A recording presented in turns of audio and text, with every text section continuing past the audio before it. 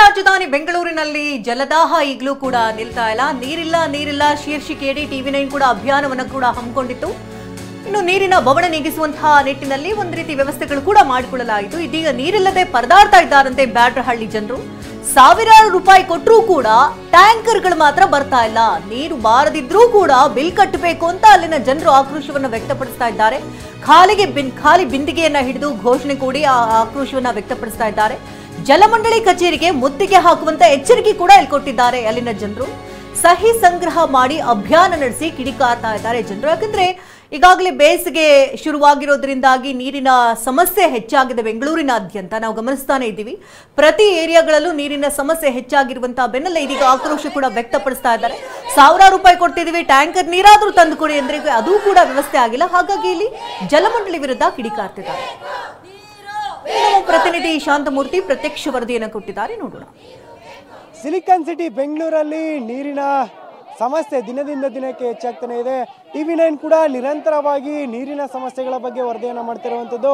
ನಾನೀಗ ಬ್ಯಾಡ್ರಹಳ್ಳಿಯಲ್ಲಿ ಇರ್ತಕ್ಕಂಥ ಮುನೇಶ್ವರ ಲೇಔಟ್ನ ಆ ಒಂದು ಭಾಗದಲ್ಲಿ ಇದ್ದೀನಿ. ಇಲ್ಲಿ ಈಗಾಗಲೇ ಮಹಿಳೆಯರು ಬಿಂದಿಗೆಗಳನ್ನು ಹಿಡ್ಕೊಂಡು ನಮಗೆ ನೀರು ಬೇಕು ಅನ್ನೋ ಒಂದು ಘೋಷಣೆಗಳನ್ನ ಕೂಗ್ತಾ ಇದ್ದಾರೆ. ಯಾಕಂದರೆ ಈ ಒಂದು ಏರಿಯಾಗೆ ಕಳೆದ 2-3 ತಿಂಗಳಿಂದ ನೀರಿನ ಸಮಸ್ಯೆ ತಲೆದೂರಿರುವಂಥದ್ದು. ಈ ಹಿನ್ನೆಲೆಯಲ್ಲಿ ಸ್ಥಳೀಯ ಜನಪ್ರತಿನಿಧಿಗಳಿಗೆ ಹಾಗೂ ಅಧಿಕಾರಿಗಳಿಗೆ ದೂರು ನೀಡಿ ಸುಸ್ತಾದಂಥ ಇಲ್ಲಿನ ನಿವಾಸಿಗಳು ಈಗ ಆ ಒಂದು ಘೋಷಣೆಗಳನ್ನ ಕೂಗುವ ಮೂಲಕ ಅಧಿಕಾರಿಗಳಿಗೆ ಧಿಕ್ಕಾರವನ್ನು ಕೂಗ್ತಾ ಇದ್ದಾರೆ. ಇನ್ನು ಟ್ಯಾಂಕರ್ ನೀರನ್ನು ತರಿಸ್ಕೊಳ್ಳೋಣ ಅಂದರೆ ಅದಕ್ಕೂ ಕೂಡ ದುಪ್ಪಟ್ಟು ದರ ಆಗಿರೋದ್ರಿಂದ ಇಲ್ಲಿಯ ನಿವಾಸಿಗಳು ಹೈರಾಣಾಗಿರುವಂಥದ್ದು.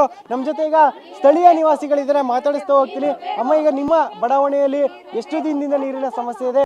ಏನು ಸಮಸ್ಯೆಗೆ ಪರಿಹಾರ ಕಂಡುಕೊಳ್ಳೋದಕ್ಕೆ ಜನಪ್ರತಿನಿಧಿಗಳು ಏನಾದ್ರು ಸಹಕರಿಸ್ತಾ ಇದ್ದಾರಾ ಅಂತ? ಯಾರು ಸಹಕರಿಸಲ್ಲ ಸರ್. 2 ತಿಂಗಳಿಂದ ನೀರಿಗೆ ತುಂಬಾನೇ ಪ್ರಾಬ್ಲಮ್ ಆಗಿದೆ. ಒಬ್ರು ಯಾರು ಬಂದು ನೀರ್ ಬರ್ತಾ ಇದೆಯಾ ಇಲ್ವಾ ಏನು ಕೇಳಲ್ಲ. ಕಾವೇರಿ ನೀರ್ ಬಂದಿಲ್ಲ ಅಂದ್ರೆ ಬಿಲ್ ಮಾತ್ರ ಇದೆ, ಅದನ್ನ ಕಟ್ತಾನೆ ಇದೀವಿ. 500,000 ಮೇಲ್ ಕಟ್ತಾ ಇದೀವಿ. ನೀರ್ ಮಾತ್ರ ಬರಲ್ಲ ಸರ್ ಇಲ್ಲಿ ಒಟ್ನಲ್ಲಿ. ಈಗ ಟ್ಯಾಂಕರ್ ನೀರ್ನ ಕೂಡ ತರಿಸ್ಕೊಳ್ತಾ ಇದೀರಾ, ಅದು ಕೂಡ ದುಪ್ಪಟ್ಟಾಗಿರುವಂತದ್ದು. ಇದು ಯಾವ ರೀತಿ ಸಮಸ್ಯೆ ತಂದಿಡ್ತಾ ಇದೆ ಅಂತ? ಸರ್, ಯಾವ ರೀತಿ ಅಂದ್ರೆ ಇವಾಗ ಕೆಲ್ಸಕ್ಕೆ ಹೋದ್ರೆ 10,000 ಸ್ಯಾಲ್ರಿ ಕೊಡ್ತಾರೆ ಸರ್. ತಿಂಗಳಿಗೆ 4 ಟ್ಯಾಂಕ್ ನೀರು ಓಡಿಸಿದ್ರೆ 4,000 ರೂಪಾಯಿ ಅಲ್ಲೇ ಹೋಗ್ಬಿಡುತ್ತೆ. ಈ 6,000 ರೂಪಾಯಿಲಿ ಸಂಸಾರ ಮಾಡಕ್ ಆಗುತ್ತಾ? ರೇಷನ್ ತರಕ್ ಆಗುತ್ತಾ? ಏನ್ ತಗೊಂಡ್ ನೀರೇ ಕುಡ್ಕೊಂಡು ಜೀವನ ಮಾಡಕ್ ಆಗುತ್ತಾ? ಇಲ್ಲ ಸ್ಕೂಲ್ ಕಳ್ಸೋದು ಹೇಗೆ ಸರ್? ಇಲ್ಲ ನೀರ್ ಕುಡ್ಕೊಂಡೇ ಜೀವನ ಮಾಡ್ಬೇಕಾ? ಇದಕ್ಕೊಂದು ಸೊಲ್ಯೂಷನ್ ಕೊಡ್ಲೇಬೇಕು ಸರ್ ನಿಮ್ ಕಡೆಯಿಂದ.